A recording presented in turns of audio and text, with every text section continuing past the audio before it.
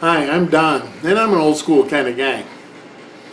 Now, I've mentioned peat moss more than once in a video or on Facebook or wherever.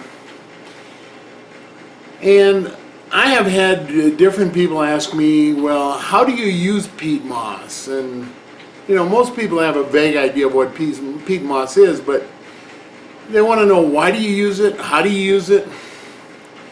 Questions like that. So, why do I use it? Well, I use it to lower my pH, and it helps feed my plants. And I'll come back to why I don't use it. First, let's understand something. You know, when we get our tropical fish, and we read the books and magazines, and we listen to all the experts on YouTube and, you know, everywhere else, they tell us, well, this fish likes 5.0 pH, and this fish likes 7.2, and this fish likes 8.8, and so on and so forth. Well, first off, let me remind you that the vast majority of the fish farms are in where? Asia and Florida. Now, I don't know so much about Asia, but I'm told that their pH in their water over there is usually, 7 point something. I do know that Florida is nothing but a big island of limestone. And limestone is what? It raises pH. Now, they get a lot of rainwater, and that helps. But their water tends to be, I don't know, 7.2 or better.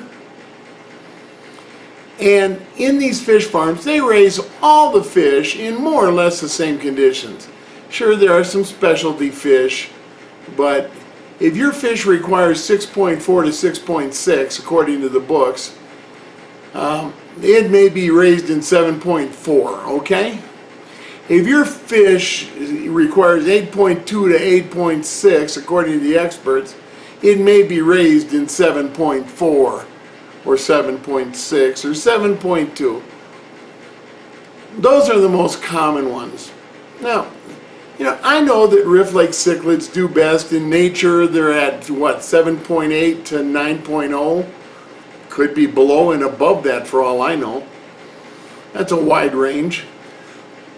South Americans tend to like acidic water, 5.0 to 6.8. Some might like 7.2 to 7.4. Depends on which ones and where they're at. So I don't stress a lot about pH. I prefer South Americans. It's what I have most of my tanks. And most of my tanks run about 7.4, 7.6. My tap water, I've said it before, it runs 8.4 to 8.8 depending on how much rainwater we've gotten recently. And we don't get much, so my tap water is usually about 8.8. Okay, so lowering pH, peat moss is real good for that.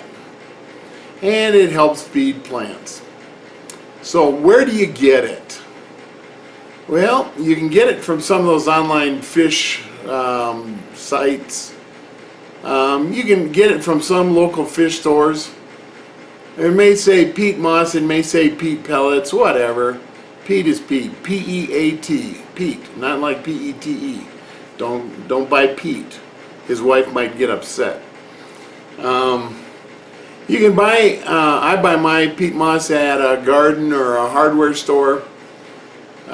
It's usually called the sphagnum peat moss.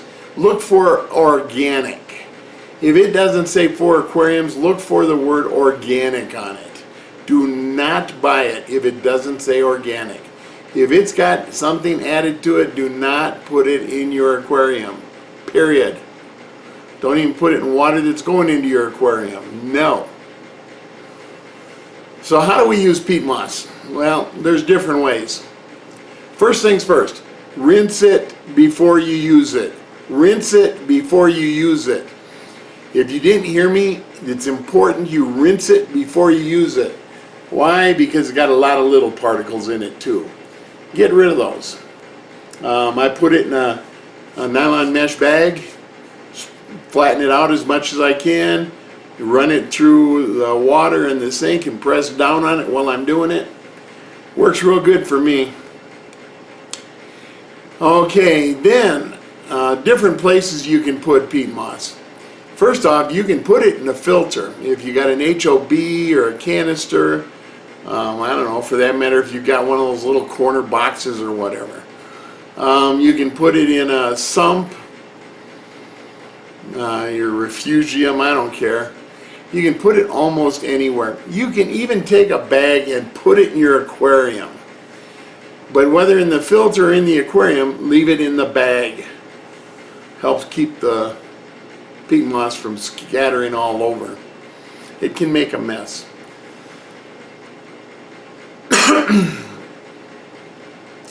One place you can use it, if you don't want it in your filter or in the water itself, pre-treat your water before you do a water change. Now, it might take a few days to a week, but put some peat moss in a bag, agitate the water. You know, I have a 50 or 45 gallon trash can on wheels that I can use. I don't always, but I put some air stones in there and fill it up and put some peat moss in and let it sit for a week and see where it's at. Now, I know there's other ways to lower pH, but we're just talking about peat moss today. If you're pre-treating, like I was just describing, you got to test that water until you get it to the right pH where you want it, and then you take the peat moss out. Now, I got to warn you, that's the time to do your water change, because I'm not going to go into buffering today, but water has buffers. And water tends to seek its level depending on total dissolved solids and everything else. So do your water change when the new water is the right pH. And if you're off by, you know, 0.2 or 0.4, maybe even 0.6, you're not going to kill your fish unless they're really fussy. But try and get as close as you can. It's just easier on them, less stress. And with that said, if you're going to use that approach, then you need to do water changes real often. As soon as you do a water change, start treating the next batch until you find out what your cycle is. You got to keep testing your aquarium or aquariums, and you got to keep testing the water you're going to add to them, and you got to have a big enough reservoir to treat water to fill all the aquariums for however much you're going to do in water changes. You got 400 gallons of fish tanks, and I like to see about 20% a week. That means you're doing 80 gallons of water. You got to pre-treat 80 gallons of water, and maybe a little extra. Although if you run short, you know, tap water wouldn't kill them. You know, assuming you don't have a lot of chlorine and stuff. And you can always treat the chlorine while you're treating it with peat moss. So that's an advantage. Now, my favorite way to use peat moss, besides the above, all of which I've done, is to use it underneath your substrate. Now, I like sand substrates. I say that all the time because I have corridors. They like to dig in sand. They do not like to dig in gravel. There you go. I baby my fish. Sue me. But if you put peat moss underneath the substrate, just like putting dirt under there, it's going to really feed your plants well, and it's still going to buffer your tank. Now there's two problems with this, and this is why I don't do that anymore, although I still have one tank that's set up that way, is given time, and I don't know what the time is, but peat moss starts to lose its effectiveness. If you're testing regular, no problem. You're going to know. You can accommodate by using one of the other methods until you tear that tank down. Number two, if you have peat moss underneath sand and you want to pull up a plant to transplant it, If you're going to bring peat moss up, you're going to leave a little hole in the sand or gravel, and you're going to have peat moss that's floating up in your tank. Now that looks nasty.